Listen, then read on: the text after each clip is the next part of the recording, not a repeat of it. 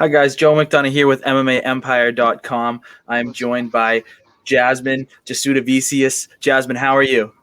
I'm doing well. How about you? Good. Out of 10, what's my grade on the last name? You know what? You actually did well. It's Jasmine, but I mean, that's like one of the more common pronunciations I hear.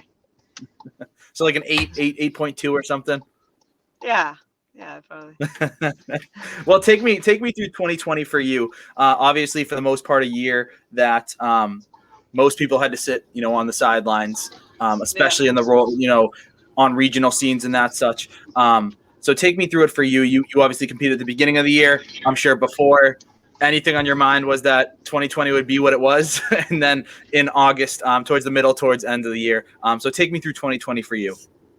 Yeah, so obviously I was expecting to fight a lot more and things would be different and all that, but I was still able to fight twice during this time when it was like a struggle for everyone else to find fights. I got a sick manager, Dodge Sports, so he's been really good at finding all of us fights, everyone under his team there, and so yeah, it's obviously weird fighting without a crowd and all that, but I at least I'm able to fight. Mm-hmm. And you've got another fight coming up here in March, starting off 2021 with a bang. I'm sure you're hoping. Talk to me about this is a move up to flyweight. Talk to me about the decision to go up. Yeah, so obviously I'm like a bigger 115 kind of thing, so it was always like on the back of our minds. Also, like some of my fights have been at 120 or 125. Like I've always kind of floated between the weight classes, and yeah, competing at 115, it was like it took a toll on my body, and I think I put on like a bit of muscle mass, and I was still kind of expecting to fight 115, and but I mean, who knows? I could go back down, I could stay at 125, but right now it's 125. My body feels good with it, and so that's a plan moving forward.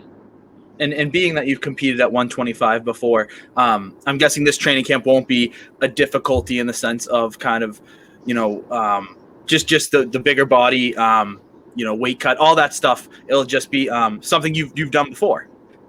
Yeah, it's actually this camp is so much more enjoyable because I actually am able to like eat like substantial amount of food. Like it's crazy. Whereas before, I'm dieting down so much. It's like I get back from training, I'm eating nothing. It's killing me, and doing like 6 weeks of that just to suck my body down. So it's way more enjoyable, and yeah, I'm liking it for sure. And to in 2020 in August, that split decision loss, your first loss, and somewhat of a controversial decision. Some people saw it your way, some didn't.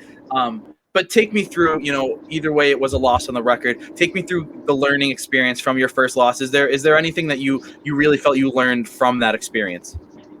Oh yeah, definitely. Obviously, like coming off of a loss, there's tons of lessons that you learn. But like technically speaking, I mean, my worst matchup stylistically is somebody that runs from me that I can't get a hold of, that won't engage and everything. And she exploited that, and so that's something that I've just heavily been working on, and looking forward to showing that's a strength as opposed to a weakness now. Mm-hmm. And talk to me about Ashley Dean and this matchup come March. So yeah, I got a matchup with a chick named Ashley Dean. I honestly I don't really know much about her. My coaches, they get sent the fight and all that kind of stuff. And I saw one fight from like 2 years ago, but it's honestly it's COVID. Like the training is different. Everyone's getting mixed up all Mm-hmm. over and everything. So it's like I'm just gonna go in with like the attitude of who knows how this girl's gonna be. I haven't seen anything in 2 years. Like whatever. I'm gonna go in there just ready for anything. Mm-hmm. And is that I'm always intrigued by fighters. Some say they watch a ton of film and they study the weaknesses of their opponent. Others say they just worry about themselves, be the best version of themselves. It sounds like you're the latter part, be the best version of yourself. Yeah, exactly. Like I don't know what she's been working on. She doesn't know what I've been working on. Like who knows anymore? These are crazy times we're living in right now. Absolutely, to say the least. Yeah. Talking about being with Niagara Top Team. Talk to me about what it's been like to be with your gym. Like you said, through 2020, through COVID, through everything that's happened. And kind of not knowing when your next fights are going to be. Yeah, so I've been super fortunate because my gym, like Niagara Top Team, we have a good crew of us that's like very tight knit, and pretty much all kind of live together. Like there's like a couple that live in one house, a couple that live in another. So our training didn't change crazy drastically.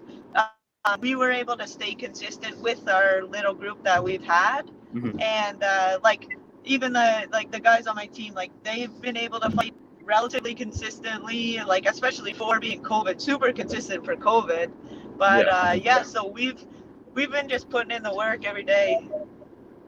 And does it ever, do you ever kind of look back and, your first amateur fight was at the very end of 2017, nearly 2018. That was only 3 years ago. Here you are now, 4-1 as a pro. You were 4-0 as an amateur.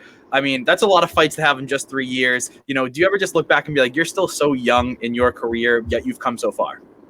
Yeah, no, I mean that's definitely something that I've been talking a lot about lately with like my coach. He's my boyfriend as well, but Mm-hmm. Chris Prickett.